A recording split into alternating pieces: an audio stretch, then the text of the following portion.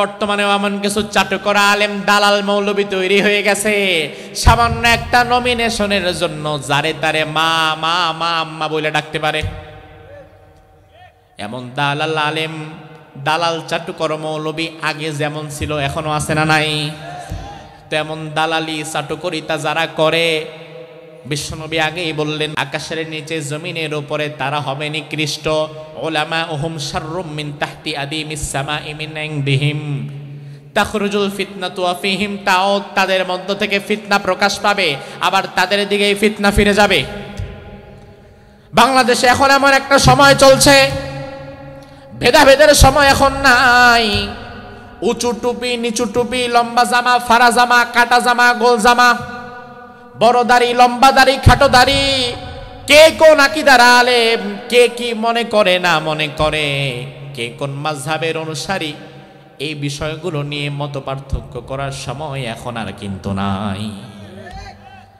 বিশ্বাস করো মুসলমান, আগামীর বাংলাদেশে যদি সব ধরনের আলেম ওলামায়ে কেরাম হাতে হাত রেখে এক কাতারে দাঁড়িয়ে যেতে পারে, তাহলে বাংলাদেশের মুসলমানেরা আগামীর সংসদে আলেমদেরকে নিয়ে যাবে। আল্লাহর হাবিব আরেক হাদিসের মধ্যে বললেন ইন্না বাইনা ইয়াদাই সাআতি ফিতানান কাকিতুইল লাইলিল মুযলিম ইউসবিহুর রাজুলু ফিহা মুমিনান ওয়া ইউমসি কাফিরা ওয়া ইউমসি মুমিনান ওয়া ইউসবিহু কাফিরা। এমন এক জামানা আসবে সকাল বেলায় ঈমানদার থাকবে, সন্ধ্যা বেলায় বেঈমান হবে, আবার সন্ধ্যা বেলায় ঈমানদার থাকবে, হয়তো সকাল বেলা বেঈমান হয়ে যাবে। এমন জামানা কি আসবে না চলছে? এখন ক্ষণে ক্ষণে ক্ষণে ক্ষণে আমরা আমাদের ঈমান বিক্রি করে দেই। কত মানুষ ক্ষমতায় যাওয়ার জন্য ঈমান হারিয়ে ফেলে, কত মানুষ রাজনীতি করতে গিয়ে ঈমান হারায়, তার কোনো ঠিক নাই। ঈমান ভাঙার কারণ নিয়ে আলাদা আমাদের কয়েক ঘন্টার আলোচনা আছে ইউটিউবে, যেহেতু আজকে এই বিষয় না এজন্য কথা বলবো না, এই বিষয়ে শুনে নেবেন। কি কি কাজে ঈমান ভাঙে, কি কি কথা ঈমান ভাঙে, কি কি চিন্তায় ঈমান ভাঙে, কোরআন হাদিস থেকে 2 ঘন্টার আলোচনা আছে। যেহেতু আমাদের অভ্যাস হচ্ছে একটা আলোচনায় বিষয় ভিত্তিক কথা বলা, এজন্য ওই বিষয়টা আজকে আর ঢোকালাম না। তাইলে ভাই আমার, কিয়ামতের পূর্বে এমন এক জামানা আসবে দেশে কোটি কোটি কোটি মোটি মুসলমান পাবেন, কিন্তু ইসলাম খুঁজে পাবেন না। মসজিদওয়ালা মাদ্রাসাওয়ালা হাজি গাজী সব পাবেন, তবে ঈমানওয়ালা পাবেন না। এমন জামানা কিন্তু আসবে না, বরং চলতেছে। এই যে আমার ভাই লক্ষ্য করেন, সাদা একটা কাগজ, এই সাদা কাগজের মধ্যে আমি যদি কলম দিয়ে লিখি প আকার পা, নয় ঋষিকার নি উচ্চারণ কি হবে? জোরে কোন। সাথে সাথে টিস্যুটা ভিজে যাবে, ভিজবে না? কিন্তু পানি তো ঠিকই আছে। আমি যদি আবার লিখি সরে আ গয় রস্যকার গু দন্তান্ন, উচ্চারণ কি হবে? সাথে সাথে পুড়ে যাবে। তাহলে পানি আছে কাগজ ভিজে না, আগুন আছে কাগজ পুড়ে না। তার কারণ কি? তার কারণ এই পানি এই আগুন শুধু লেখায় আছে, বাস্তবে নাই। বাংলাদেশের মুসলমানও এখন শুধু আদমশুমারিতে আর ভোটার লিস্টে ধর্মের জায়গায় ইসলাম লেখায় আছে, সমাজের মধ্যে তাদের জীবনে আর ইসলাম নাই। বাস্তবের আগুন থাকলে কাগজটা পড়ে যেত, বাস্তবের পানি থাকলে কাগজটা ভিজে যেত। ঠিক একই ভাবে বাংলাদেশে 92% মুসলমান থাকার দরকার নাই। এই দেশে যদি শুধুমাত্র 51% মুসলমানই সত্যিকার অর্থে থাকতো, তাইলে এই দেশটা বহু আগেই আল্লাহর কোরআন দ্বারা পরিচালিত হতে পারত। এই দেশে এখন 92% মুসলমান হয়ে গেছে কাজীর গরু, কিতাবে আছে গোয়ালে নাই, লেখায় আছে বাস্তবে নাই। আর এমন লেখার মুসলমান যেটা শুধু লেখায় থাকে বাস্তবে থাকে না, এমন মুসলমানের জন্য আল্লাহ আকাশ জমিন টিকায় রাখবে না। তোমার রবের ক্ষমতা সম্পর্কে তোমার জানা নাই। ওয়ামা কদরুল্লাহ হাক্কা কদরি। আল্লাহ বললেন দুনিয়ার মানুষ আমি আল্লাহর কদর করতে জানে না, আমি আল্লাহর যেই ক্ষমতা এটা তারা জানে না। ওয়াল আরদু জামিআন কবদতুহু ইয়াওমাল কিয়ামাহ ওয়াস সামাওয়াতু মাতউইয়াতুম বিয়ামিনিহি।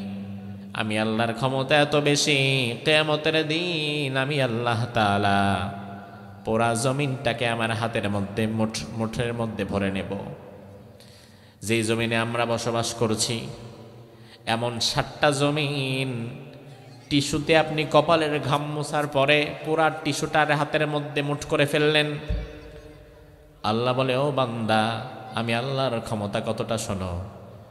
তুমি যেই জমিনে বসে আছো এর নিচে যে জমিন, এর নিচে যে জমিন, এর নিচে যে জমিন, এমন 7টা জমিন আমি আল্লাহ টিস্যুর মতো হাতের মধ্যে মুঠ করে ফেলতে পারি। আল্লাহু আকবার।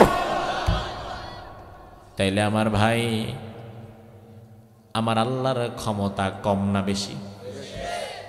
ওয়াস সামাওয়াত, পুরা 7টা আসমান আল্লাহ বললেন এগুলো আমি ডান হাতের মধ্যে নিয়ে নেব।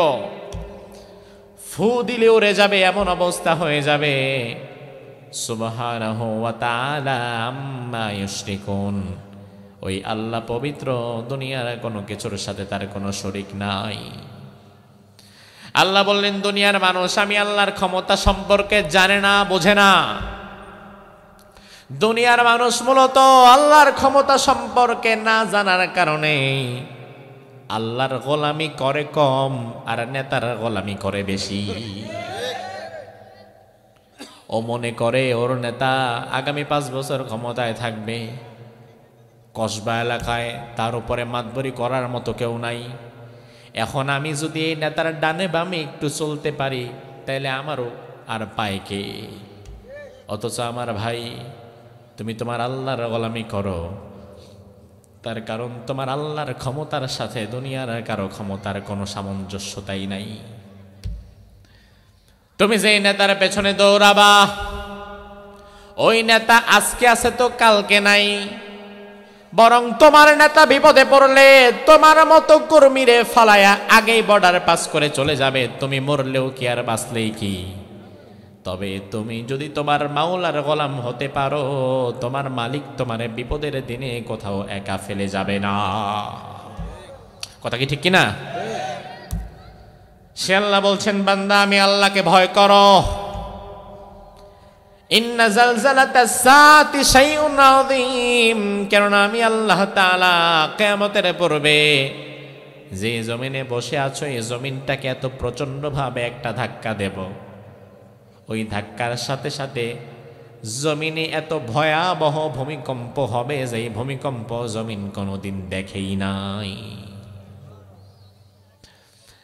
কয়েক সপ্তাহ আগে শুক্রবারে সকাল 10:30টায় একটা ভূমিকম্প হয়েছিল। টের পাইছেন নাকি আপনারা পান নাই?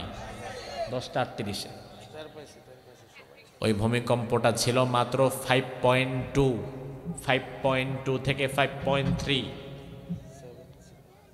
ওই ভূমিকম্পের ধাক্কায় বাংলাদেশের কত বিল্ডিং ফেটে গেছে, পুরান ঢাকার কত বিল্ডিং ফেটে পথচারীর গায়ের উপরে পড়ে পথচারী মারা গেছে।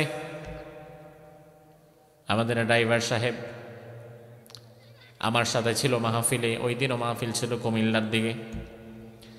ঢাকা থেকে ফোন এসেছে 6 তলার উপরে তার বাসা, ওই 6 তলার ছাদের একটা অংশ ফেটে গেছে। আমার ভাই ভূতত্ত্ববিদ যারা, গবেষক যারা, তারা বলল বাংলাদেশে কোনোদিন যদি 7.8 থেকে 9 মাত্রার একটা ভূমিকম্প ধাক্কা দেয় তাহলে ঢাকা শহরের কমপক্ষে 1 লক্ষ বিল্ডিং সাথে সাথে ধসে যাবে, কয়েক কোটি মানুষ মুহূর্তের মধ্যে শেষ হয়ে যাবে।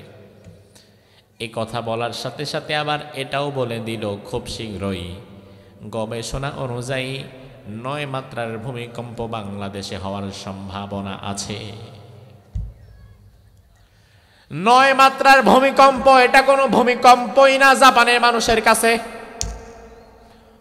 জাপানিজরা আরো ভয়াবহ ভূমিকম্পের মধ্যে তাদের জীবন চালায়, অথচ আমার দেশে মাত্র 9 মাত্রার ভূমিকম্পটা ধাক্কা দিলে আপনাদের কসবার অনেকগুলো 3 তলা 4 তলা 5 তলা বিল্ডিং শেষ। আর আল্লাহ বলে বান্দা কিয়ামতের আগে আমি আল্লাহ তাআলা জমিনকে এত প্রচন্ড ভাবে ধাক্কা দেব, ওই ভূমিকম্প মাপার মতো কোনো মেশিনও দুনিয়াতে তোমরা বানাতে পারো নাই। এখন আমার প্রশ্ন হয়, আল্লাহ দুনিয়ার ধাক্কা খাইলে আমরা তো বিল্ডিং সাইডা নিচের দিকে নেমে যাই, বাঁচার জন্য দৌড়াই। তাহলে কিয়ামতের আগে আপনি যেই দিন ধাক্কা দিবেন ওই দিনের অবস্থাটা কেমন হবে জানতে চাই। আল্লাহ বলে, বান্দা ইয়াউমা তারাউনাহা তাযহালু কুল্লু মুরদিয়া, কিয়ামতের আগে আমি যখন ভূমিকম্প দেব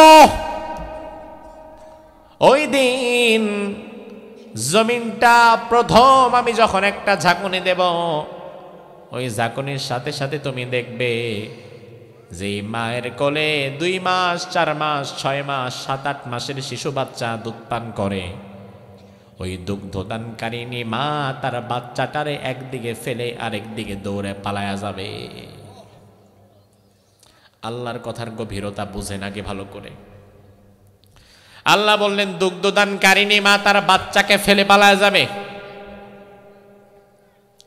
ভাই আমার, সাধারণ মা আর দুগ্ধদানকারিনী মায়ের হালত একরকম থাকে না। বাচ্চা যত বড় হয় মা বাবার টেনশন তত কমে, কিন্তু বাচ্চা যখন দুধের শিশু, ওই দুধের শিশু বাচ্চাকে মা রেখে যদি রান্নাঘরে কাজ করতে থাকে, একটা কান ঘরের দিকে দিয়ে রাখে, বাচ্চাটা ওয়া ওয়া করে কেঁদে উঠলে রান্না বান্না ফালায় দিয়া ওই মা কিন্তু আগে ঘরের দিকে দৌড় মারে। মা যদি গোসলখানায় কাপড় ধোয়, গোসল করে, এমন সময় যদি শিশু বাচ্চা দুধের বাচ্চার কান্নার আওয়াজ শোনে, ভিজা কাপড় নিয়ে দৌড় মারে আগে বাচ্চার দিকে। দুধের বাচ্চাকে মা কোনোদিন আলাদা করে না। অথচ আমার আল্লাহ বললেন, ও বান্দা, এমন ধাক্কা আমি দেব, ওই ধাক্কার পরে দুধের বাচ্চাটাকে মা ছুঁড়ে ফেলে এরপরে দৌড় দিবে আরেকদিকে পালানোর জন্য। দুধের বাচ্চাকে বাঁচাবার মতো তার কোনো হোশ আর ওই মায়ের থাকবে না। শুধু তাই নয়, ওয়াতাদাউ কুল্লু যাতি হামলিন হামলাহা, কিয়ামতের আগে প্রথম ধাক্কাটা যখন দেওয়া হবে, যেই নারীরা গর্ভবতী, যাদের পেটে বাচ্চা রয়েছে, 8 মাস 9 মাস 10 মাসের বাচ্চা এখনো ডেলিভারি হয় নাই, আমার আল্লাহ বলে প্রথম ধাক্কাটা দেওয়ার পরে জমিনটা এমনভাবে একটা ঝাঁকুনি দেবে, ওই ঝাঁকুনির চোটে তলপেটটা ফেটে ওই বাচ্চাটা মাটির মধ্যে আছড়ে পড়বে। কি বিভৎস ভয়াবহ দৃশ্য! ভূমিকম্পের চোটে মায়ের পেট ফেটে বাচ্চা মাটির মধ্যে পড়ে গেছে। আল্লাহ বললেন, ওয়াতারান নাসা সুকারা, মানুষেরা মদ খেলে যেমন পাগল মাতাল হয়ে ডানে বামে ছোটাছুটি করে, ওই দিন নবী আপনি দেখবেন দুনিয়ার মানুষগুলো মদ খেয়ে মাতালের মতো ডানে যাবে বামে যাবে, ওয়ামা হুম বিসুকারা, তবে তারা মূলত মাতাল না। ওয়ালাকিন্না আযাবাল্লাহি শাদীদ, আপনার রবের আযাব হবে বড় ভয়ঙ্কর। আমার ভাই, এই হচ্ছে উক্ত 2টি আয়াতে কারিমার শাব্দিক অনুবাদ, কিছু ব্যাখ্যা সহ। এই জমিন আজকে আমরা বসে আছি, আজকে বক্তা আছে, শ্রোতা আছে, খতিব সাহেব হুজুর আছে, অতিথি আছে, সব আছে, আপনারা আছেন। এক সময় আমরা কেউ ছিলাম না, এমনকি এই জমিনটাও এক সময় ছিল না। আবার এমন একটা সময় আসবে যখন আমরাও থাকবো না, জমিনটাও থাকবে না। এক সময় ছিলাম না, এখন আছি, আবার সামনে এমন দিন আসবে কিছুই থাকবে না। তাইলে যিনি গড়ে দিতে পারেন, যিনি বানাতে পারেন, তিনি আবার ভাঙতেও পারেন, ঠিক কিনা? এই পৃথিবী আল্লাহ সুন্দর করে গড়েছেন, আবার কিয়ামত যখন হয়ে যাবে তখন সব আল্লাহ ভেঙে চুরে তছনছ করে দেবেন। কিয়ামত কবে হবে, কখন হবে বিশ্বনবী নির্দিষ্ট করে বলেন নাই। সাহাবায়ে কেরাম বারবার প্রশ্ন করতেন, ইয়া রাসূলুল্লাহ মাতা সা, কিয়ামত কবে হবে? আল্লাহর হাবিব বললেন, ও সাহাবীরা, কিয়ামত কবে হবে সেটার আসল দিন তারিখ আল্লাহ ছাড়া কেউ জানে না, এমনকি ওটার আসল দিন তারিখ আল্লাহ আমারেও জানায় নাই। তবে হ্যাঁ, কিয়ামতের আগে কিছু আলামত প্রকাশ পাবে সমাজে, ওই আলামতগুলো দেখলে বুঝবা কিয়ামত হওয়ার আর বেশি দেরি নাই। জ্বর আসার আগে শরীরের মধ্যে কিছু আলামত আছে, শরীরটা হালকা হালকা গরম হয়, জিহ্বার স্বাদ চলে যায়, শরীর ব্যথা করে, এই আলামতগুলো দেখলেই বুঝে যাবেন জ্বর ইজ কামিং। ঠিক তেমনি ভাবে কিয়ামত কবে হবে সেটা আল্লাহ তাআলা কাউকে জানায় নাই, তবে এমন কিছু আলামত বিশ্বনবী বলে দিয়েছেন যে আলামতগুলো প্রকাশ পেলে বুঝবেন কিয়ামতের আর বেশি দেরি নাই, খুব শীঘ্রই আসছে। আমার ভাই, কিয়ামতের আলামত সংক্রান্ত ছোট্ট একটা হাদিস, 4টা আলামত ওই হাদিসে রাসূল বলেছেন। এই 4টা আলামত আমি এখন আপনাদের সামনে হাদিস থেকে তুলে ধরব। আপনার বিবেক যেটা বলে ওইটাই জবাব দিবেন, আমারে খুশি করার জন্য কথা বলা দরকার নাই। আপনি আপনার বিবেকের দরজাটা খুলে রাখেন, বিবেকের কাছে প্রশ্ন করে জবাব দিবেন। এই 4টা আলামত একটা একটা করে হাদিস থেকে শুনে সমাজের চিত্রটা মিলায়া যদি দেখেন আছে তাইলে বলবেন আছে, যদি দেখেন নাই তাইলে বলবেন নাই। আল্লাহর হাবিব বললেন, ইয়াতি আলান নাসি জামান, অচিরেই এমন একটা জামানা আসবে কিয়ামতের আগে, লা ইয়াবকা মিনাল ইসলামি ইল্লা ইসমুহু, ওই জামানায় ইসলামের শুধুমাত্র নাম থাকবে, কাম থাকবে না। ওই জামানার মুসলমানেরা শুধু নামেই মুসলমান থাকবে, তবে কামে তারা মুসলমান থাকবে না। এমন জামানা কি ভবিষ্যতে আসবে না চলছে? কথা কন। কথা কইতে খারাপ লাগে, তার কারণ উপর দিকে থুথু মারলে তো নিজের কাছেই পড়ে। বিশ্বনবী বললেন, এমন এক জামানা আসবে ইসলাম থাকবে নামে কামে না। বর্তমান বাংলাদেশে মুসলমানের সংখ্যা 18 কোটি। স্বাধীনতার সময় 71 সালে জনসংখ্যা ছিল 7.5 কোটি। এর মধ্যে 7 কোটি মুসলমান, 50 লাখ হিন্দু বৌদ্ধ খ্রিস্টান। তাহলে 55 বছরে 71 সাল থেকে 2025 সাল পর্যন্ত মুসলমানের সংখ্যা আপনার দেশে কমছে না বাড়ছে? কথা কয় না, কমছে না বাড়ছে? এবার আমার ভাই জবাব দেন, এই 55 বছরে সুদের ব্যবসা কি কমছে না বাড়ছে? এই 55 বছরে ঘুষ বাণিজ্য কমছে না বাড়ছে? জিনা ব্যভিচার কমছে না বাড়ছে?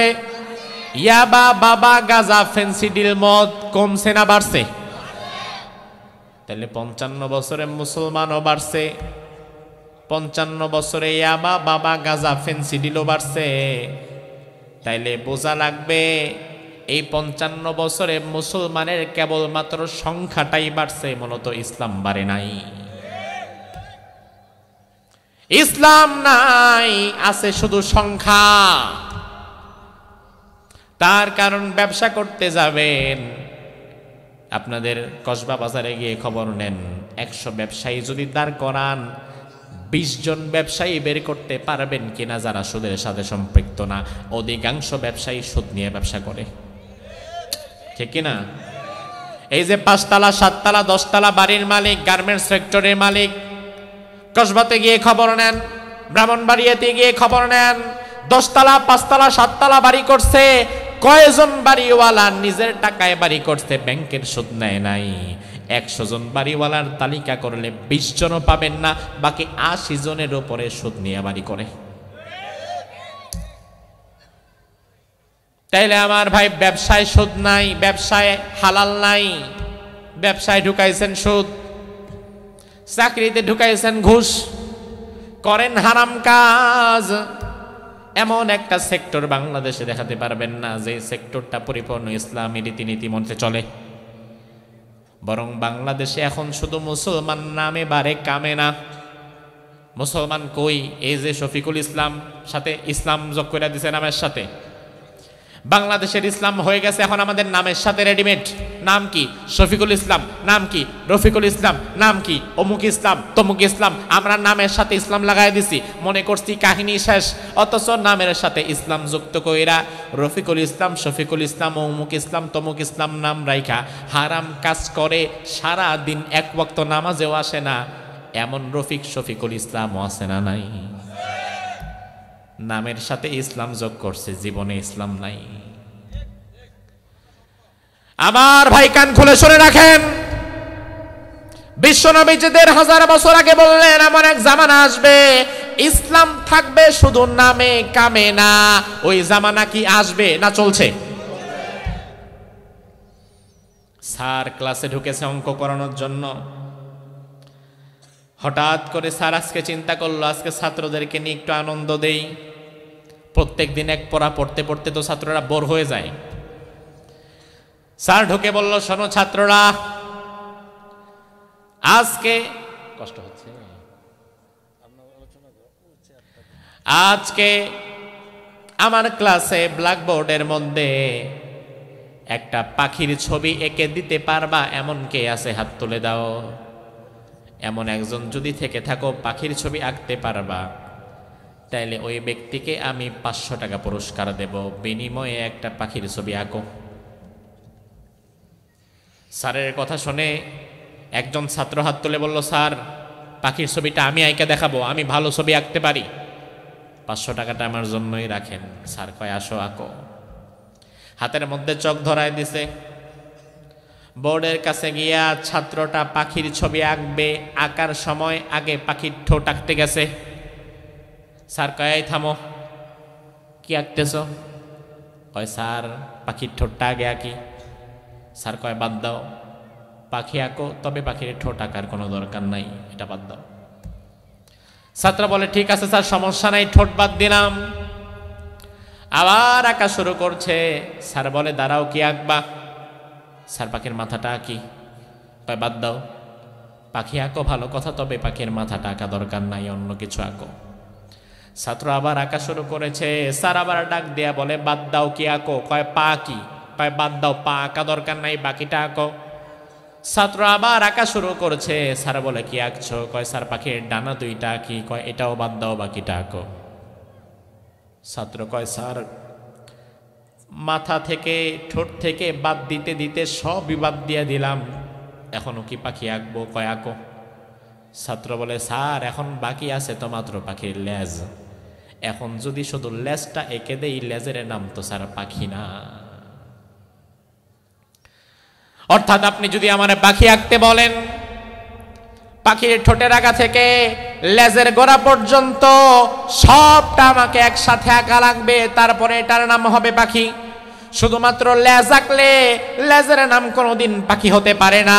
ঠিক একইভাবে ইসলাম শুধুমাত্র মসজিদ আর মাদ্রাসায় না, ইসলামের অর্থনীতি, সমাজনীতি, পারিবারিক নীতি, ব্যবসা নীতি, রাজনীতি সব বাদ দিয়া শুধুমাত্র মসজিদের মধ্যে ঢুকে ঢুকে জিকির আজগার করবা আর বছরে মাত্র একটা মাহফিল করবা, এইটুকুর নাম কোনোদিন ইসলাম হতে পারে না।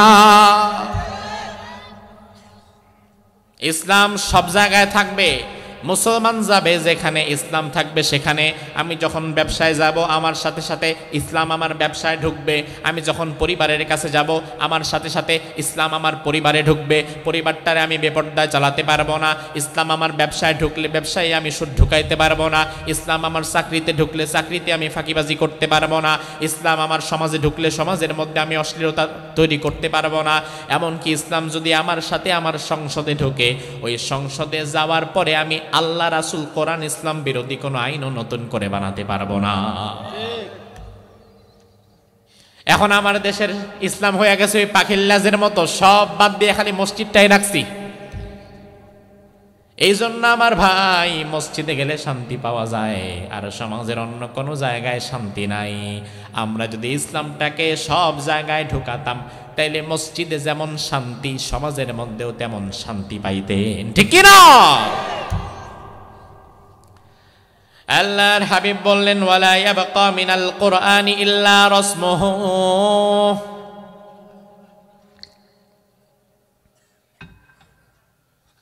এমন এক জামানা আসবে তখন কোরআন থাকবে শুধু তেলাওয়াতে, বাস্তবায়নে নয়। আমার ভাই, এই যে 30 পারা কোরআন, যে কোরআনের তাফসীর আপনারা শুনছেন, এ কোরআন নাজিল করেছেন যিনি, তিনি কে? আল্লাহ। আরো জোরে, নাজিল করার পেছনে আল্লাহর নিজস্ব একটা লক্ষ্য উদ্দেশ্য আছে না নাই?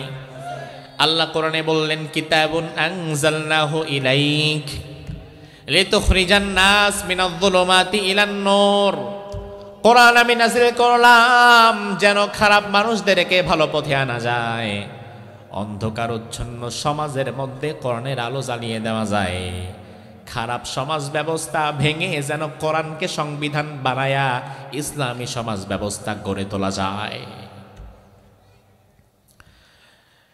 কোরআন দিয়ে বিশ্বনবী মসজিদে নববীতে নামাজ আদায় করাতেন। আল্লাহর হাবিব যখন সাহাবীদেরকে নিয়ে তার মসজিদে নববীতে নামাজ পড়াতেন, ওই নামাজের মধ্যে বিশ্বনবী কিন্তু কোরআন থেকে তেলাওয়াত করতেন। এটা আমরাও আমাদের মসজিদে করি, তবে বিশ্বনবী আরো কিছু কাজ করতেন কোরআন দিয়ে, সেটা আমরা করি না। আল্লাহর হাবিব মসজিদের মধ্যে নামাজ যেমন কোরআন দিয়ে পড়াতেন, আবার সমাজে বের হয়ে যখন কোনো বিচার ফায়সালার রায় দিতেন, ওই বিচার ফায়সালার রায়টাও কিন্তু বিশ্বনবী কোরআন দিয়েই দিতেন, ঠিক কিনা? এইটা আমরা দেই না। বিশ্বনবী আবার যখন মদিনার সংসদে বসতেন, 10 বছর আল্লাহর হাবিব মদিনা পরিচালনা করেছেন। আবু বকর, ওমর, ওসমান, আলী রিদওয়ানুল্লাহি আলাইহিম আজমাইন, গোটা পৃথিবীর অর্ধেকটা তারা পরিচালনা করেছেন। তাইলে সাহাবায়ে কেরাম এবং রাসূল কোরআন দিয়ে শুধু নামাজই পড়ান নাই, কোরআন দিয়ে সমাজ চালিয়েছেন, কোরআন দিয়ে তারা সংসদও চালিয়েছেন। তাইলে আজকের মুসলমানেরা কোরআন দিয়ে নামাজ পড়ায় রাসূলের সাথে মিলে গেছে, তবে আজকের মুসলমানেরা কোরআন দিয়ে সংসদ চালায় না, অথচ রাসূল এটা চালাতেন, সাহাবায়ে কেরাম এটা চালাতেন। ওমর ফারুকের জামানায় ইসলাম ছড়িয়ে গেছে অর্ধেকটা দুনিয়াতে। যে ইতালিতে যাওয়ার জন্য আজকের যুবকেরা স্বপ্ন দেখে, ইতালিতে যাওয়ার জন্য ব্রাহ্মণবাড়িয়া কসবার কত যুবক ডাইরেক্ট ভিসা না পায়া অবৈধ পথে রওনা দেয়, কতজন মারা যায় ইতালিতে যাওয়ার স্বপ্ন। ও যুবক, তুমি তো জানো না এই ইতালিটা রোম, এই ইটালিটা ওমরে ফারুকের রাজ্যের মধ্যে আওতাভুক্ত ছিল। এই ইটালির রাজধানীও ছিল মদিনা, প্রেসিডেন্ট ছিলেন ওমর। তুমি কেন ইসলামের পক্ষে আসবা না? ইসলাম যদি আজকে বিজয় হয়ে যেত, তাইলে তোমারে গলা কাটা ভিসা নিয়ে ইটালি যাওয়া লাগতো না, বরং তোমার দেশটা ইটালির চাইতে আরো বেশি উন্নত হয়ে যেত। আরেক জায়গায় গিয়া কাজ করার জন্য পড়ে থাকা লাগতো না। তুমি তোমার ঘরে বসে ওই দেশের চাইতে বেশি সুযোগ সুবিধা পেতা, কারণ ইসলামী রাজ্যের আন্ডারে তৎকালীন ইটালিটা ছিল। ওমরে ফারুক রাদিয়াল্লাহু আনহুর জামানায় অর্ধেকটা দুনিয়া যে ওমর ইসলাম দিয়ে চালাইছেন, ওই মুহূর্তে কোরআনটাকেই কিন্তু হযরতে ওমর তার সংবিধান বানিয়েছিলেন, নিজের মতকে না। তাইলে আমার ভাই, রাজনৈতিকভাবে আপনি যে কোনো দল ইচ্ছা করতে পারেন, আমার কোনো আপত্তি নাই, তবে আমার একটা প্রশ্নের জবাব দিয়ে বাড়ি যাবেন। কোরআন যদি 1500 বছর আগে অর্ধেকটা দুনিয়া চালাতে পারে, তাইলে 56,000 বর্গ মাইলের ছোট্ট বাংলাদেশ চালাবার মতো ক্ষমতা কি কোরআনের নাই? এখন চালাবার ক্ষমতা ঠিকই আছে, তোমার মানসিকতা নাই। কোরআনের ক্ষমতা নাই এটা নয়, বরং কোরআন গোটা বিশ্ব চালাবার ক্ষমতা রাখে, ঠিক কি না? তবে তোমার নেতা চায় না, তার কারণ তোমার নেতা ভালো করে জানে হুজুররা মাহফিলে কোরআনের তাফসীর করুক, আমাদের আপত্তি নাই। আলেমরা মসজিদের মধ্যে কোরআন নিয়ে কথা বলুক, আমাদের আপত্তি নাই। ইমাম সাহেব, খতিব সাহেবেরা কোরআনের সূরা দিয়ে নামাজ পড়াক, আমাদের আপত্তি নাই। মাদ্রাসায় কোরআনের খতম দিক, আমাদের আপত্তি নাই। তবে কোরআনটারে সংসদের মধ্যে ঢুকানো যাবে না, কারণ তোমার নেতা ভালো করেই জানে কোরআন যদি সংসদের মধ্যে ঢুকে যায়, তোমার নেতার চান্দাবাজি আর ধান্দাবাজি থাকবে না। এজন্য জাতে মাতাল হইলেও তালে ঠিক। কোরআন আছে তেলাওয়াতে, বাস্তবায়নে না। রাসূলদের 1000 বছর আগেই বলেছে কোরআন থাকবে তেলাওয়াতে, বাস্তবায়নে না। জবাবটা আপনার কাছে দিয়ে রাখলাম ভাই, এমন জামানা কি আসবে না চলছে? এরপরে আল্লাহর হাবিব বললেন 3 নাম্বার আলামত কিয়ামতের, মাসাজিদুহুম আমিরাতুন ওয়া হিয়া খারাবুম মিনাল হুদা। এমন এক জামানা কিয়ামতের আগে আসবে যখন মসজিদ ভর্তি মুসল্লি থাকবে, তবে ওই মসজিদের মধ্যে কোনো হেদায়েত থাকবে না। মসজিদ থাকবে সুন্দর, চাকচিক্যময়, টাইলসওয়ালা, মার্বেল পাথরওয়ালা। আজ থেকে 30 বছর আগে পুরা কসবার ব্রাহ্মণবাড়িয়াতে খুঁজলে একটা মসজিদেও এসি লাগানো আছে এমন পাওয়া যেত না। কিন্তু এখন গ্রামে গঞ্জে যেই মসজিদে 5 জন 10 জন মুসল্লিও নামাজ পড়ে না ফজরে, এমন মসজিদের মধ্যেও এসি ঢুকে গেছে। এটা খারাপ বিষয় না, এটা আপত্তিরও বিষয় না, থাকতেই পারে। তবে রাসূল বললেন কিয়ামতের আগে মসজিদ হবে সুন্দর, তবে হেদায়েত শূন্য থাকবে। তার কারণ কিয়ামতের আগে মসজিদের মধ্যে ইমামদের কণ্ঠকে চেপে ধরা হবে। খতিবেরা জুমার খুতবায় কোরআন হাদিস থেকে হক কথাগুলো বলতে পারবে না। সভাপতি সুদ খাইলে সুদের বিরুদ্ধে কথা বলা বন্ধ, সেক্রেটারি ঘুষ খাইলে ঘুষের বিরুদ্ধে কথা বলা বন্ধ, ক্যাশিয়ার যদি জালিম হয়, মানুষের জমি আত্মসাৎ করে জুলুমবাজ হয়, তাইলে জুলুমের বিরুদ্ধে প্রতিবাদ করাও বন্ধ হয়ে যায়। এমন মসজিদও আছে না নাই? তাইলে যে মসজিদ থেকে ইমাম খতিবেরা হক কথা বলতে পারবে না, সেখানে আপনি হেদায়েত চান কেমনে? আল্লাহর হাবিব 4 নাম্বার কিয়ামতের আলামতের মধ্যে বললেন, উলামাউহুম শাররুম মিন তাহতি আদিমিস সামাই মিন ইনদিহিম তাখরুজুল ফিতনাতু ওয়া ফীহিম তাউদ। শেষ জামানায় ওলামায়ে কেরাম, এমন কিছু আলেম ওলামা তৈরি হবে আসমানের নিচে জমিনের উপরে, যারা থাকবে সর্বনিকৃষ্ট। বিশ্বনবী বললেন খায়রুল খিয়ারি খিয়ারুল উলামা শাররুশ শিরারি শিরারুল উলামা। আলেমদের মধ্যে যারা ভালো তারা ফেরেশতাদের চাইতেও ভালো। আবার আলেমদের মধ্যে যেটি খারাপ হয় এগুলো কুকুর ও বিড়াল শূকরের চাইতেও খারাপ হয়। আমার ভাই, সমাজে ভালো মানুষের সংখ্যা কমে গেছে, কথা সত্য। তবে আপনাদের এলাকায় যদি 100 জন ভালো মানুষের তালিকা করেন, আমার বিশ্বাস ওই জায়গায় আমাদের হান্নান সাহেবের নামটা রাখতে হবে। কারণ সমাজের সুদের ব্যবসার সাথে আলেমরা জড়ায় না, ঘুষের বাণিজ্যে আলেমরা নাই, কারো জমি মারধর করে আত্মসাৎ করার মধ্যে আলেমরা নাই। ও ভাই আমার, সমাজে ভালো মানুষ কমে গেছে কথা ঠিক, তবে ভালো মানুষ যে কয়জন আছে? আপনার ইমাম সাহেব সেখানে একজন। তাইলে ভালো মানুষের মধ্যে, আলেমদের মধ্যে যারা ভালো তারা অনেক ভালো হয়ে যায়, আর আলেমদের মধ্যে যারা খারাপ তারা অনেক বেশি খারাপ হয়ে যায়। বিগত দিনে আমরা দেখেছিলাম এমন কিছু চাটুকর, পাচাটা, দালাল আলেম তৈরি হয়ে গেছিল, যে সামান্যতম চাকরির লোভে, বাইতুল মুকাররমের খতিব হওয়ার লোভে, অথবা ইসলামিক ফাউন্ডেশনের একটা ছোট্ট চাকরির লোভে সাক্ষাৎ স্বৈরাচারকে কওমি জননী উপাধি দিতে পারে এমন আলেমও তো আমরা বিগত দিনে দেখেছি। আবার বর্তমানেও এমন কিছু চাটুকর আলেম, দালাল, মৌলবী তৈরি হয়ে গেছে, সামান্য একটা নমিনেশনের জন্য যারে তারে মা মা মা আম্মা বলে ডাকতে পারে। এমন দালাল আলেম, দালাল, চাটুকর, মৌলবী আগে যেমন ছিল এখনো আছে না নাই? তেমন দালালি, চাটুকরিতা যারা করে, বিশ্বনবী আগেই বললেন আকাশের নিচে জমিনের উপরে তারা হবে নিকৃষ্ট। উলামাউহুম শাররুম মিন তাহতি আদিমিস সামাই মিন ইনদিহিম তাখরুজুল ফিতনাতু ওয়া ফীহিম তাউদ। তাদের মধ্য থেকে ফিতনা প্রকাশ পাবে, আবার তাদের দিকেই ফিতনা ফিরে যাবে। বাংলাদেশে এখন এমন একটা সময় চলছে, ভেদাভেদের সময় এখন নাই। উঁচু টুপি, নিচু টুপি, লম্বা জামা, ফাড়া জামা, কাটা জামা, গোল জামা, বড় দাড়ি, লম্বা দাড়ি, খাটো দাড়ি, কে কোন আকীদার আলেম, কে কি মনে করে না মনে করে, কে কোন মাযহাবের অনুসারী, এই বিষয়গুলো নিয়ে মত পার্থক্য করার সময় এখন আর কিন্তু নাই। বিশ্বাস করো মুসলমান, আগামীর বাংলাদেশে যদি সব দলের আলেম ওলামায়ে কেরাম হাতে হাত রেখে এক কাতারে দাঁড়িয়ে যেতে পারে, তাহলে বাংলাদেশের মুসলমানেরা আগামীর সংসদে আলেমদেরকে নিয়ে যাবে।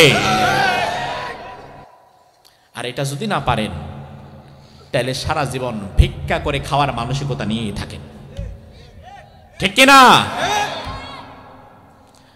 আমার ভাই, আল্লাহর হাবিব বললেন এই আলামতগুলো যখন সমাজের মধ্যে বেড়ে যাবে, প্রকাশ পাবে, রব্বুল আলামিন আসমান জমিন তখন আর রাখতে চাইবেন না, তার কারণ আসমান জমিন আল্লাহ বানিয়েছেন ইমানদারদের জন্য।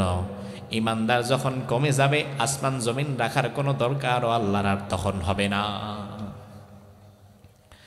ইমানদার আছে বলে দুনিয়া টিকে আছে, ইমানদার নাই তো দুনিয়া নাই, কিছুই নাই।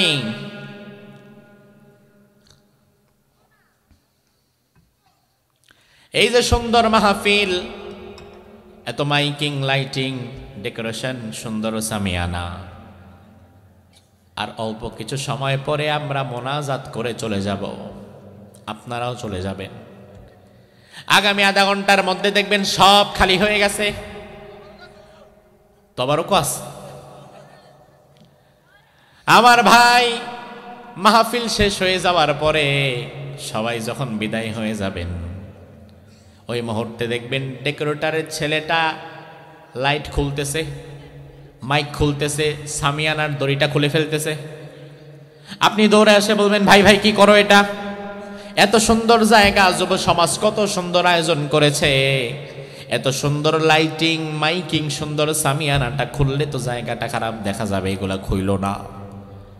ডেকোরেটরের ছেলেটা তখন আপনারে মুচকি হাসি দিয়া বলবে, ভাই রে, যাদের জন্য এত সুন্দর আয়োজন ছিল তারাই যেহেতু এখন আর নাই, সামিয়ানা ডেকোরেটর লাইখাও তো আর লাভ নাই। আকাশ এবং জমিন আল্লাহ বানিয়েছেন ইমানদারের জন্য। ইমানদার আছে বলে আকাশ জমিন টিকে আছে। তাইলে ইমানদার যেদিন থাকবে না, আকাশ এবং জমিন রাখারও আল্লাহর আর কোনো দরকার সেদিন হবে। ইমানদার শেষ, আকাশ ও জমিনও শেষ।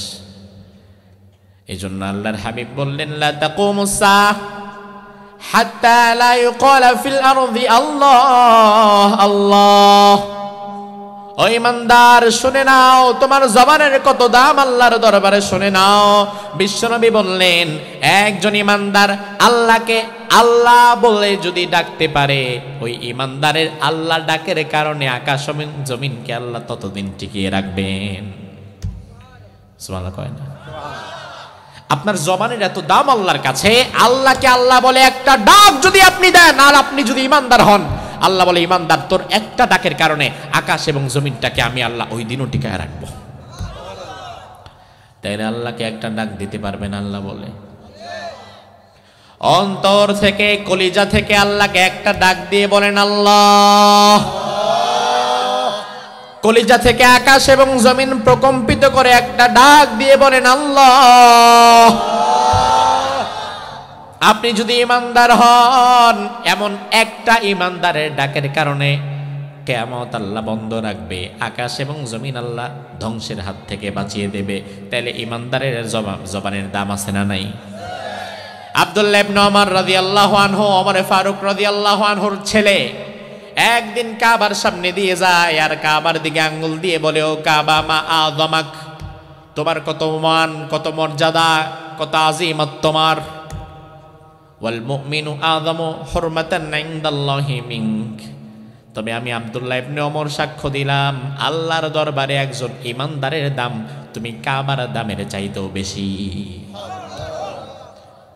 এই ইমানদার, তুমি যদি ইমানদার হও, তোমার ক্ষমতা না থাক, তুমি যদি ইমানদার হও, তোমার পয়সা না থাক, তুমি যদি ইমানদার হও, তোমার সামাজিক স্ট্যাটাস না থাক, তুমি যদি ইমানদার হও, তাইলে আল্লাহর দরবারে তোমার দাম ওই কাবার চাইতেও বেশি। কারণ ইমানদার আছে বলে দুনিয়া টিকে আছে, ইমানদার যেদিন নাই দুনিয়াও নাই, আর দুনিয়া টিকে আছে বলেই কিন্তু কাবা টিকে আছে। দুনিয়া যেদিন ধ্বংস হবে সেদিন কাবাটাও আর থাকবে না। তাইলে আমার ভাই ভালো করে বোঝেন, আল্লাহর দরবারের দাম বেশি কি কাবার না ইমানদারের? এমন একজন ইমানদার থাকলেও আল্লাহ কিয়ামতকে পেন্ডিং করে দেবেন, ঝুলিয়ে রাখবেন, হবেন না, হওয়াতে দিবেন না। বিশ্বনবী বললেন, আনা ওয়াসসাআতু কাহাতাইন, আমি নবী এবং কিয়ামত পাশাপাশি আগমন করেছি। আমার পরে যেমন আর দুনিয়াতে কোনো নবী নাই, আমার পরে আর কিয়ামতেরও আর বেশি দেরি নাই। তাইলে আমার ভাই জবাব দেন, সময় যত যাচ্ছে কিয়ামত কি তত আগাচ্ছে না পিছাচ্ছে? স্বাধীনতার সময় মুসলমান বাংলাদেশে ছিল 7 কোটি, এখন 55 বছরে 2025 সালে মুসলমান হয়েছে 18 কোটি। তাহলে 55 বছরে শুধু বাংলাদেশের হিসাবেই মুসলমান কি কমছে না বাড়ছে? তাহলে আমরা যেমন বাড়তেছি, আমাদের বাড়া তো প্রমাণ করে কিয়ামত হওয়ার কোনো সম্ভাবনাই নাই, কারণ একজন ইমানদার থাকলেও নাকি কিয়ামত হবে না। আর আমরা এমন প্রোডাকশন দিতেছি ইমানদারের, তাহলে কিয়ামত হবে কেমনে? আল্লাহ হাবিব আরেক হাদিসের মধ্যে বললেন, অনেক সময় বড় একটা অঙ্ক করতে গেলে একটা সূত্রে অঙ্ক মেলে না, একই অঙ্কে 2-3টা সূত্র ঢোকানো লাগে। এক হাদিসে সমাধান না পেলে আরেক হাদিসে চলে যান। এত ইমানদার বাড়ার পরেও কিয়ামত কেমনে আগায়? কথা ছিল ইমানদার বাড়লে তো কিয়ামত পিছাবে। তাহলে এত ইমানদার বাড়ার পরেও কিয়ামত কেন আগায়? আল্লাহর হাবিব বললেন, ও ইমানদার শুনে নাও, ইয়াতি আলান নাসি জামান ইয়াজতামিউনা ফিল মাসাজিদ লাইসা ফীহিম মুমিন। এমন এক জামানা আসবে মসজিদ ভর্তি মুসল্লি থাকবে, কিন্তু লাইসা ফীহিম মুমিন, ওই মসজিদের মুসল্লিদের মধ্যে একটাও ইমানদার খুঁজে পাওয়া যাবে না। মসজিদে নামাজ পড়বে, হজ করবে, হাজি গাজি সব ঠিক থাকবে, হজওয়ালা, নামাজওয়ালা, মসজিদওয়ালা সবওয়ালা থাকবে, তবে ইমানওয়ালা মানুষের সংখ্যা দিন দিন কমবে। আল্লাহর হাবিব আরেক হাদিসের মধ্যে বললেন, ইন্না বাইনা ইয়াদাই সাআতি ফিতানান কাকিতুইল লাইলিল মুযলিম ইউসবিহুর রাজুলু ফিহা মুমিনান ওয়া ইউমসি কাফিরা ওয়া ইউমসি মুমিনান ওয়া ইউসবিহু কাফিরা। এমন এক জামানা আসবে সকাল বেলায় ইমানদার থাকবে, সন্ধ্যা বেলায় বেঈমান হবে, আবার সন্ধ্যা বেলায় ইমানদার থাকবে, হয়তো সকাল বেলা বেঈমান হয়ে যাবে। এমন জামানা কি আসবে না চলছে? এখন ক্ষণে ক্ষণে ক্ষণে ক্ষণে আমরা আমাদের ইমান বিক্রি করে দেই।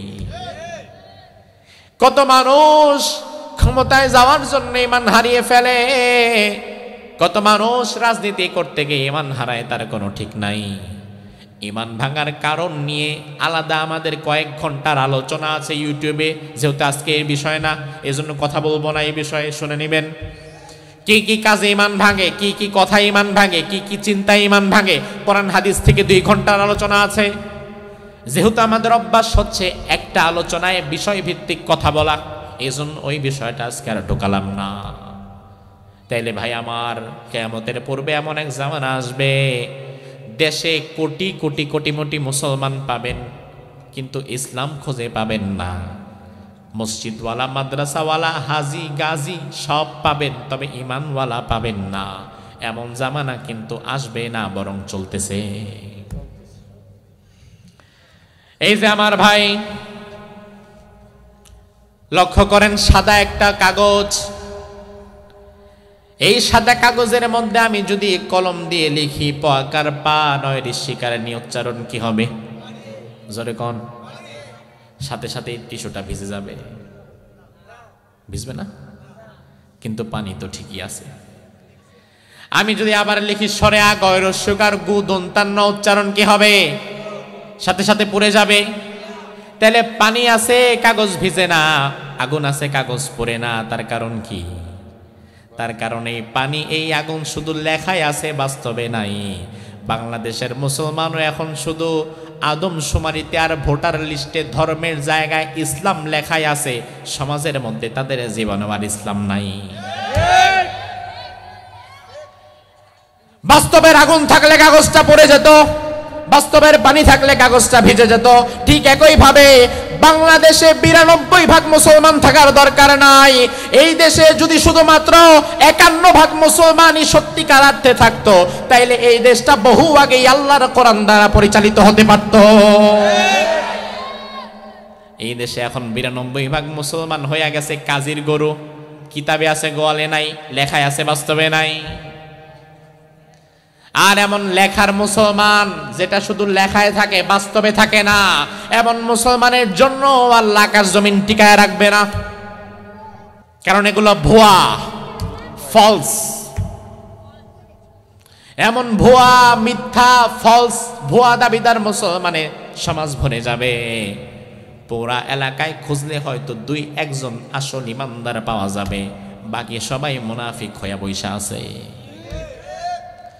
আমার ভাই বিশ্বনবী বললেন, এমন এক জামানা যখন আসবে গোটা পৃথিবীতে মুসলমান দিন দিন কমতে থাকবে, আদমশুমারিতে বাড়বে, ভোটার লিস্টে বাড়বে, আল্লাহর খাতায় কমবে।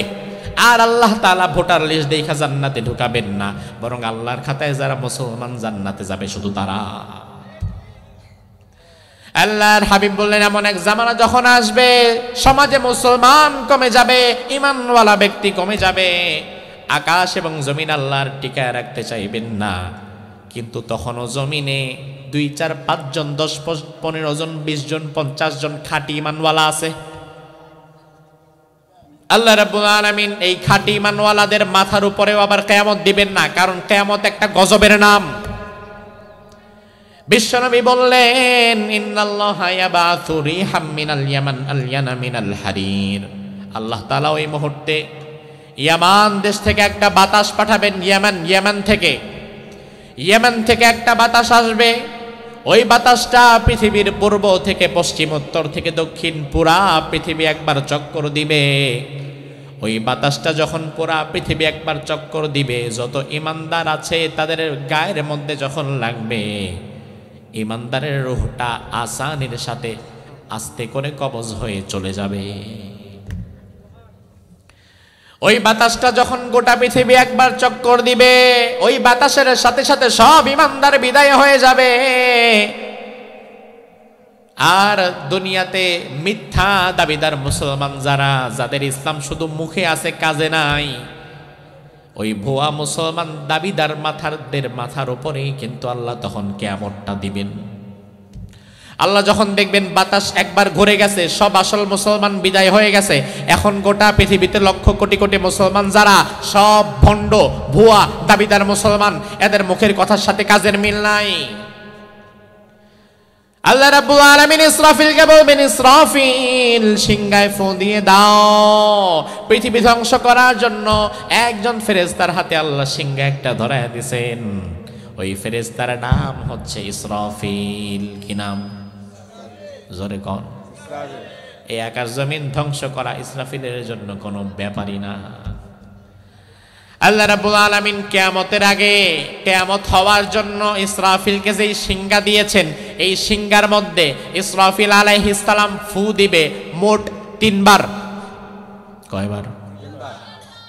নাফখাতুল ফাজা, নাফখাতুস সাক, নাফখাতুল কিয়ামা, বিভৎসতার ফুৎকার, মৃত্যুর ফুৎকার এবং কিয়ামতের ফুৎকার, 3টা ফু দেবে। ইসরাফিলকে আল্লাহ যখন বলবেন, ও ইসরাফিল তুমি 1 নাম্বার ফোঁটা দিয়ে দাও, জমিনে এখন আর আমার কোনো খাঁটি আবেদ নাই, কোনো খাঁটি মুমিন নাই, কোনো খাঁটি মুসলমান নাই, এখন যারা আছে সব হচ্ছে ভুয়া নামধারী ভণ্ড দাবিদার মুসলমান, ফু দিয়ে দাও। ইসরাফিল আলাইহিস সালাম তখন সিংহাটা ধরে একটা ফু দিবেন। আমার ভাই কিয়ামত হবে এক শুক্রবারে। কি বারে? কথা কয় না, শুক্রবার। এটা রাসূল হাদিসের মধ্যে বলেছেন যে কোনো এক জুমাবারে আসরের সময় কিয়ামতের বাঁশিটা বাজবে।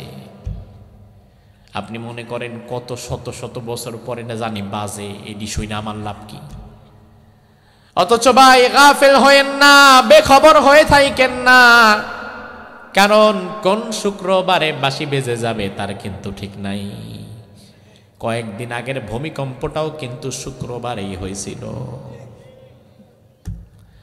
আল্লাহর হাবিব হাদিসের মধ্যে যা বললেন, এ প্রসঙ্গে আল্লাহ কোরআনের মধ্যে আগে আয়াতের মধ্যে বলেছেন। আল্লাহ বললেন, ও দুনিয়ার মানুষ, কিয়ামত কবে হবে এই চিন্তায় তুমি গাফিল হয়ে যেও না, তুমি তোমার আল্লাহকে ভয় করো। কারণ মা ইয়ানদুরুনা ইল্লা সাইহাতাও ওয়াহিদাতান তাখুযুহুম ওয়া হুম ইয়াখিসিমুন। এমন সময় হঠাৎ একদিন বাঁশি বেজে উঠবে, যেই দিন আপনাদের মহল্লার মসজিদগুলোতেও জুমার নামাজ হবে, যেই দিন কাবা শরীফের চত্বরেও তওয়াফ হবে। আল্লাহ রাব্বুল আলামিন বললেন, মানুষেরা বাজার ঘাটে বাকবিতণ্ডায় লিপ্ত থাকবে, এমন সময় হঠাৎ করে বাঁশি বেজে উঠবে। বিশ্বনবী হাদিসের মধ্যে বললেন, দুনিয়ার মানুষ কিয়ামত যে আজকেই হবে এটা ভাবতেও পারবে না, কল্পনাতেও আসবে না। যে যেই কাজে ব্যস্ত সে সেই কাজই করতে থাকবে। কেউ মাঠের মধ্যে খেলার মধ্যে ব্যস্ত থাকবে, কেউ মসজিদে থাকবে, কেউ বাহিরে, কেউ গাড়িতে, কেউ বাড়িতে, হাটে মাঠে ঘাটে বাজারে। এমনও মানুষ থাকবে বাজারে গেছে সদাই পাতি কিনছে, কেনার পরে দোকানদারকে পকেট থেকে টাকা বের করার জন্য পকেটে হাত দিছে, পকেট থেকে টাকা বের করবে, হাত দেওয়ার পরে হাতটা বাহিরে বের করার আগেই দেখে বাঁশি বেজে গেছে।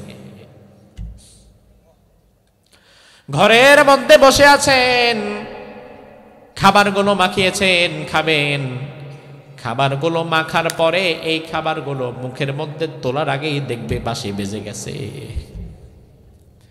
দুনিয়ার মানুষ ভাবতেও পারবে না যে এখনই কিয়ামতটা হবে। হঠাৎ করে যখন ইসরাফিল বাঁশি ফু দিয়ে দিবে, আমার আল্লাহ বললেন ইদা জুলজিলাতিল আরদু জিলজালাহা ওয়া আখরাজাতিল আরদু আথকালাহা ওয়া ক্বালাল ইনসানু মা লাহা ইয়াওমাইযিন তুহাদ্দিসু আখবারাহা। জমিন প্রচন্ড ভূমিকম্প করবে, জমিন এত ঝাঁকুনি দেবে, কাঁপুনি দেবে।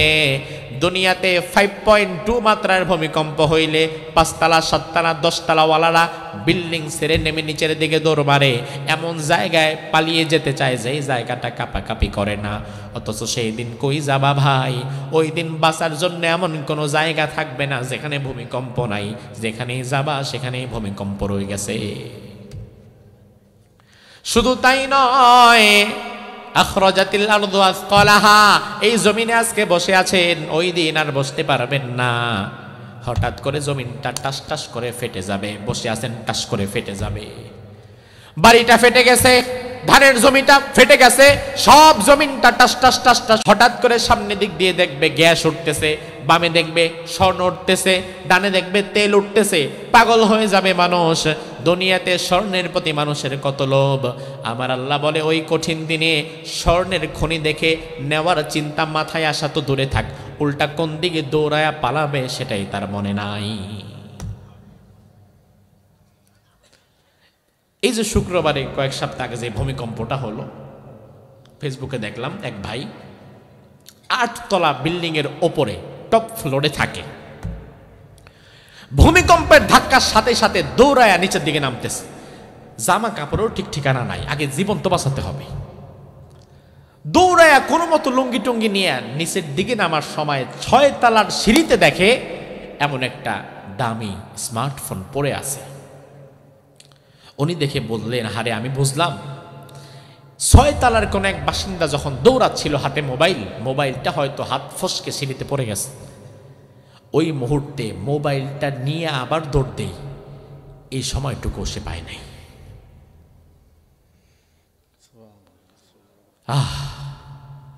এমন ভূমিকম্প দুনিয়ার একটা স্বাভাবিক ভূমিকম্প সম্পদের মায়া থেকে আপনাকে পৃথক করে দেয়। আর কিয়ামতের আগের ওই ভূমিকম্প হওয়ার পরে সামনে স্বর্ণের খনি পড়ে থাকলে আর নিতে মন যাবে? আমার আল্লাহ বললেন দুনিয়ার মানুষ পাগল হয়ে একবার ডানে যাবে বামে যাবে, কই গিয়ে কি করবে বুঝে পাবে না।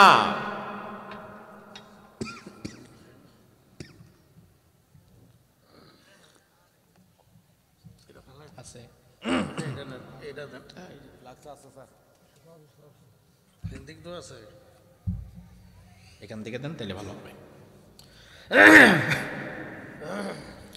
দুনিয়ার মানুষ ডানে যাবে বামে যাবে, হা হুতাশ করবে, কোথায় গিয়ে বাঁচবে কোথায় গিয়ে বসবে তার কোনো ঠিক ঠিকানা নাই। আমার আল্লাহর আয়াতের মধ্যে বললেন, ফাকাইফা তাত্তাকুনা ইন কাফারতুম ইয়াওমাই ইয়াজআলুল উইলদানা শিবা। ওই দিনকে অস্বীকার করে কেমনে তোমরা মুত্তাকি হবা, যেই দিন কিয়ামতের প্রথম ধাক্কাটা জমিনের উপরে দেওয়ার পরে ছোট ছোট 8-10 বছরের বাচ্চা যারা প্রথম ধাক্কা খাওয়ার পরে তাদের মাথার চুলগুলো পেকে সাথে সাথে তারা 80 বছরের বৃদ্ধে পরিণত হয়ে যাবে।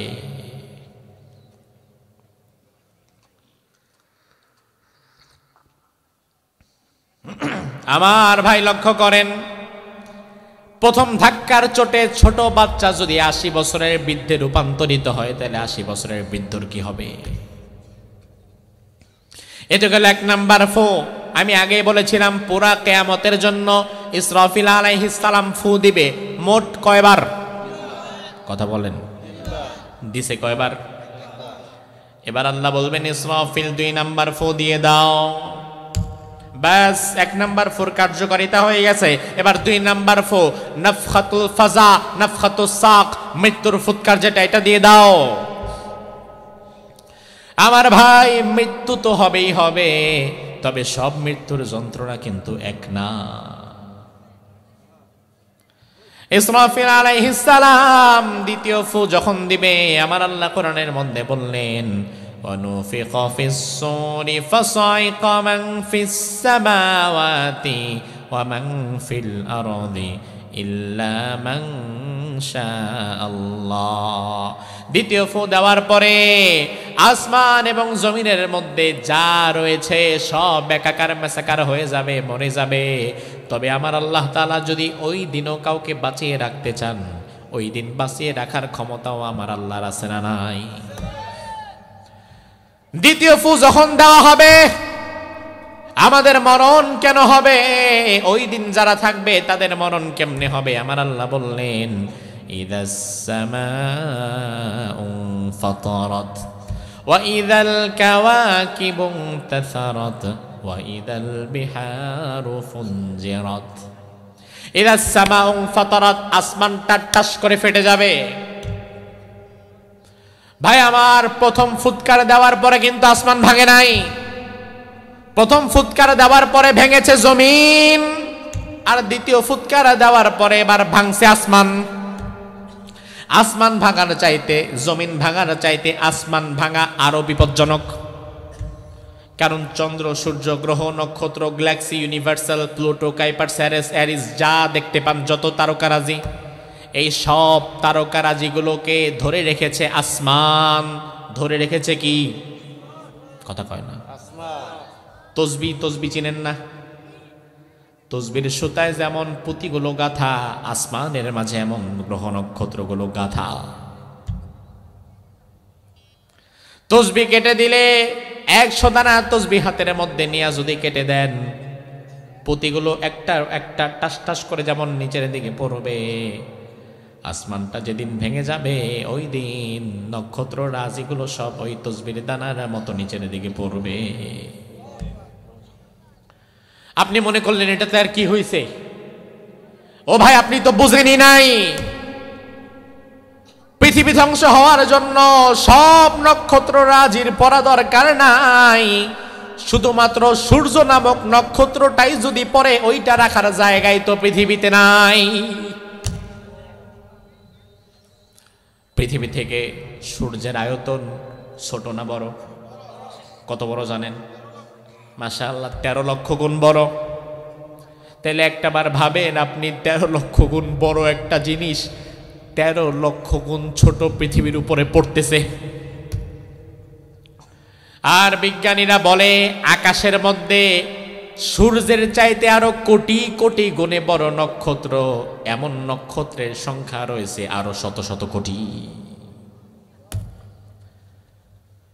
সমুদ্রের বেলাভূমিতে দাঁড়িয়ে সমুদ্রের বালু কণাগুলো যদি আপনি গুণে শেষ করতে পারেন, তবে আকাশে যে আল্লাহ কত হাজার কোটি কোটি কোটি শত শত বিলিয়ন ট্রিলিয়ন ট্রিলিয়ন নক্ষত্র বানিয়ে রেখেছেন, ওটা গুণে শেষ করার মতো ক্ষমতা দুনিয়ার কারো নাই। শুধুমাত্র সূর্যের কথাই ধরেন, মহাকাশে সূর্য ছোট্ট একটা জিনিস, ওইটাই আপনার পৃথিবীর চাইতে 13 লক্ষ গুণ বড়। এর উপরে আবার সূর্যের মধ্যে তাপ আছে না নাই? আগুন আছে না নাই? কেমন আপনাদের ভাতের আগুনের মতো, চুলার আগুনের মতো না?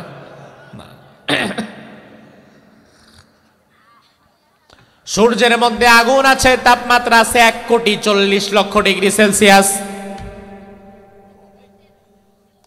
এই যে আমাদের সামনে লোহা, মাইকের যেই লোহা, দুনিয়াতে আপনি যদি কোনোদিন কোনো রড ফ্যাক্টরিতে যান, যেখানে রড বানায় KSRM, BSRM, আকি জমুক তমুক, এমন রড ফ্যাক্টরিতে যাওয়ার পরে দেখবেন বিশাল বড় বড় লোহার পাথরগুলা ঢুকাচ্ছে ভেতর থেকে। ওই লোহার পাথরগুলো পানির মতো গলে 12 মিলি, 18 মিলি, 22 মিলির ফরম্যাটে ঢুকে যাচ্ছে, মোমের মতো। ওইটা শুকানোর পরে রড হয়, ওই রড দিয়ে আপনি বাড়ি করেন। আমি এক ইঞ্জিনিয়ার সাহেবকে জিজ্ঞেস করলাম যে ভেতরে কি এমন ভয়াবহ আগুন যে আগুনের মধ্যে লোহা দেখি পানি হয়, লোহা লোহা মোমের মতো পানি হয়ে যায়।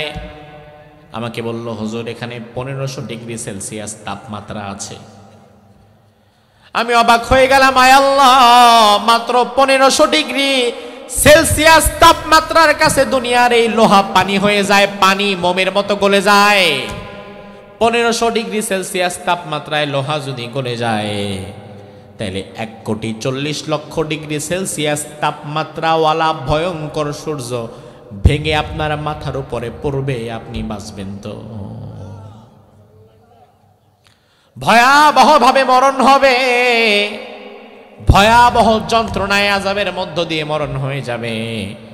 আমার আল্লাহ বললেন দ্বিতীয় ফুৎকারের মধ্য দিয়ে সব বিদায় হয়ে যাবে, শুধুমাত্র কিছু প্রাণ আছে যাদেরকে আল্লাহ বাঁচাবেন। তাফসীরবিদরা বলেন দ্বিতীয় ফুৎকার দেওয়ার পরে মাত্র 12 জন বেঁচে থাকবে। কয়জন? কয়জন? হাসিনা, খালেদা, আপনি আর আমি। আমার ভাই দ্বিতীয় ফুৎকার দেওয়ার পরে কোন 12 জন বেঁচে থাকবে? মুহাদ্দিসগণ বলেন 8 জন হচ্ছে আল্লাহর আরশ বহনকারী হামিলুল আরশ। যারা আল্লাহর আরশ বহনকারী 8 জন, এমন 8 জন ফেরেশতা, আর 4 জন হচ্ছে বড় বড় ফেরেশতা, ইসরাফিল, জিবরাইল, মিকাইল আর আজরাইল। এই 8 জন, এই 12 জন বাদে সব তখন শেষ। আল্লাহ মালাকুল মউতকে বলবেন, মালাকুল মউত ওয়ামাম বাকিয়া, কে বাকি আছে? মালাকুল মউত বলবে আল্লাহ ওই 8 জন আরশ বহনকারী আর আমরা 4 জন। আল্লাহ বলবে আরশ বহনকারী 8 জনের দরকার নাই, তাদের জানটা কবজ করে নাও। তাহলে 8 জন শেষ, বাকি আছে কয়জন? আল্লাহ বলবেন ও মালাকুল মউত বাকি 3 জনকেও আর রাখা দরকার নাই। ইসরাফিল, জিবরাইল, মিকাইল, তাদের জানও কবজ করে নাও। তাদের জানও কবজ করা হবে। আল্লাহ বলবেন মালাকুল মউত এবার তুমি তোমার জান কবজ করে নাও। মালাকুল মউত অনেক চেষ্টা করবে, নিজের বড় বড় নখগুলো কলিজার ভেতরে ঢুকায় দিবে, মৃত্যুর যন্ত্রণার চেয়ে বেশি যন্ত্রণা হবে, তবে মরণ হবে না। জিহ্বাটা টেনে নাভি পর্যন্ত ঝুলায় ফেলবে, প্রচন্ড ব্যথায় যন্ত্রণায় জর্জরিত হয়ে যাবে, তাও মরণ হয় না। আল্লাহর কাছে মালাকুল মউত এসে বলবে আল্লাহ মৃত্যুর যন্ত্রণা যে এত ভয়ঙ্কর, আমি যদি জানতাম আগে তাইলে জীবনে কোনোদিন এই দায়িত্ব নিতাম না। আগে মরে গেছে নাকি? লাশ হয়ে গেছে একটা, এখনো শেষই করলাম না, তুমি আগেই হইতে পড়ছো, মানে আগেই লাশ। তার চিন্তা ওই 12 জনের মধ্যে তো আমি আর নাই, তাহলে শুধু শুধু আমার বয়া থেকে লাভ কি? আমার ভাই মালাকুল মউত কে এবার আল্লাহ বলবেন ও মালাকুল মউত এবার তুমি মরে যাও, মুথিয়া মালাকাল মউত। আল্লাহ তাআলার এই ঘোষণা পাওয়ার পরে মালাকুল মউত এবার মরে যাবে। এবার দ্বিতীয় ফুৎকার দেওয়ার পরে আমার ভাই লক্ষ্য করেন, আকাশেও কেউ নাই, জমিনেও কেউ নাই, কোনো জিন নাই, ইনসান নাই, হায়াওয়ান নাই, কোনো ফেরেশতা নাই, শুধু একজন বাকি আছেন, তিনি কে? কুল্লু মান আলাইহা ফানিউ ওয়া ইয়াবকা ওয়াজহু রাব্বিকা যুল জালালি ওয়াল ইকরাম ফাবি আই আলাই রাব্বিকুমা তুকাযযিবান। সব একাকার মেসাকার হয়ে যাবে, ফানা ফানা হয়ে যাবে, শুধু একজন বাকি থাকবেন, তিনি কে? মুফাসসিরগণ বলেন, তাফসিরে জালালাইন প্রণেতা বলেন বাইনান নাফখাতাইনি 40 সানা, 2 ফুৎকারের মাঝে আল্লাহ তাআলা 40 বছরের গ্যাপ দিয়ে দিবেন। এই 40 বছর একা আল্লাহ থাকবেন আর কেউ না। এবার 40 বছর পরে আল্লাহ রাব্বুল আলামিন নতুন ভাবে প্রথম আবার ইসরাফিলকে দাঁড় করাবেন, রূহ ফিরিয়ে দিবেন।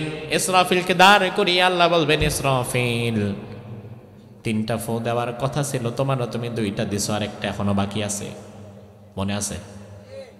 একটা বাকি আছে, ওই একটা এবার তুমি দিয়ে দাও, এবার ফাইনাল খেলা শুরু হয়ে যাবে। এবার ইসরাফিল যখন তার 3 নাম্বার ফু দিয়ে দিবে, আমার আল্লাহ বললেন সুম্মা নুফিখা ফীহি উখরা ফাইদা হুম কিয়ামুন ইয়ানদুরুন। ইসরাফিল 3 নাম্বার ফু দেওয়ার পরে পৃথিবীর সূচনা থেকে শেষ হওয়া পর্যন্ত যত মানুষ দুনিয়া থেকে বিদায় হয়ে গিয়েছে সবাইকে উঠে আবার হাসরের ময়দানে আল্লাহর সামনে দাঁড়িয়ে যাওয়া লাগবে। ওই দিনটা হবে কিয়ামতের দিন, হাসরের মাঠ। আমার ভাই, এজন্য আল্লাহর হাবিব বললেন কিয়ামত এমন ভাবে চলে আসবে টেরও পাবা না।